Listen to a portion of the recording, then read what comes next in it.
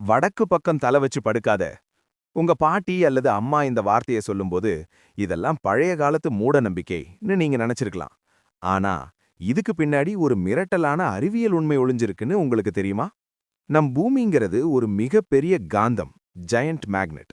அதோட காந்த விசை, அதாவது மேக்னெட்டிக் ஃபீல்ட், வடக்கிலிருந்து தெற்கு நோக்கி தான் எப்போதும் பாயுது. இப்போ ஒரு முக்கியமான விஷயம். நம்ம உடம்புல இருக்கிற ரத்தத்துல ஹீமோகுளோபின் இருக்கு.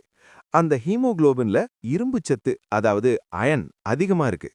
நீங்க வடக்கு நோக்கி தலை வச்சு படுக்கும்போது, பூமியோட வலிமையான காந்த விசை உங்க உடம்புல இருக்கிற இரும்புச்சத்தை தன் பக்கம் ஈர்க்கும்.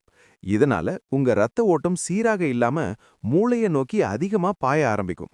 இதன் விளைவு என்ன தெரியுமா? காலையில எழுந்திருக்கும்போது தலைவலி, படபடப்பு, காரணமே இல்லாத மன அழுத்தம் மற்றும் தூக்கமின்மை. இத தொடர்ச்சியா செஞ்சா நீண்ட காலத்துல இதய நோய்கள் வரக்கூட வாய்ப்பு இருக்குன்னு நவீன அறிவியல் எச்சரிக்குது. நம் முன்னோர்கள் எதையும் காரணம் இல்லாம சொல்லல. இதனால தான் வடக்கு திசையை தவிர்த்து கிழக்கு அல்லது தெற்கு நோக்கி தலை வச்சு படுக்கிறது ஆரோக்கியம்னு சொன்னாங்க. இப்ப சொல்லுங்க, இது மூட நம்பிக்கையா இல்ல முற்போக்கு அறிவியலா?